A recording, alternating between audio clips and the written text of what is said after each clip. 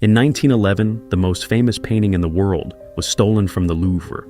Except in 1911, it was not yet famous. The Mona Lisa was just one portrait among thousands. What made it the most recognized painting on Earth was not the artist, it was the theft. This is the story of the man who stole it and how the crime backfired into immortality. Picture the Louvre in Paris, the largest art museum in the world. In 1911, its walls held tens of thousands of works, and the Mona Lisa hung among them, admired but not worshipped. Security was almost an afterthought. On a quiet Monday, when the museum was closed to the public, that was about to be exposed. The thief was an Italian handyman named Vincenzo Peruggia. He had actually worked at the Louvre, and he knew its routines. On the morning of August the 21st, he hid inside the museum overnight. Then, in a quiet gallery, he lifted the Mona Lisa off the wall, removed it from its frame in a stairwell, tucked the small wooden panel under his coat, and simply walked out the door. Here is the astonishing part. No one noticed for over 24 hours. Staff assumed the painting had been taken away to be photographed. It was only the next day when an artist came to sketch it and found 4 iron pegs and an empty space that the alarm was finally raised. The most valuable painting in France had a full day's head start.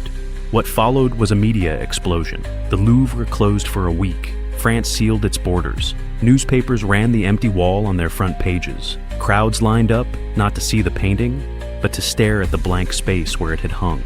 The police even arrested the poet Apollinaire and questioned a young painter named Pablo Picasso. And all the while, the Mona Lisa was sitting in a trunk in a small apartment in Paris, barely a mile from the museum. Peruggia kept the most wanted painting in the world hidden in his room for over 2 years, while the investigation chased shadows across Europe. He was even questioned once and let go. In 1913, Peruggia finally made his move. He traveled to Florence and offered the painting to an art dealer, claiming he only wanted to return it to Italy, its true home. The dealer alerted the Uffizi Gallery. They confirmed it was real, and Peruggia was arrested. The Mona Lisa was going home to the Louvre, but not before touring Italy as a hero's prize. And here is the twist that makes this the perfect crime. The theft did not destroy the Mona Lisa's value. It created it. For 2 years, her face was on every newspaper, every postcard, every front page in the world.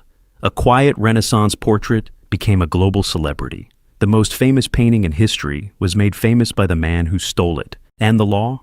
Peruggia was tried in Italy, where many saw him as a patriot, not a thief. He served just a few months in prison. He always insisted he did it for Italy. Others believed he simply hoped to get rich. Either way, he had pulled off a theft that no ransom could ever match, because he had accidentally made the thing he stole priceless. So, what was Vincenzo Peruggia? A patriot, a common thief, or the accidental architect of the world's most famous painting? Put your verdict in the comments. And the Mona Lisa is not the only masterpiece with a criminal past. That story is next on The Crime Vault.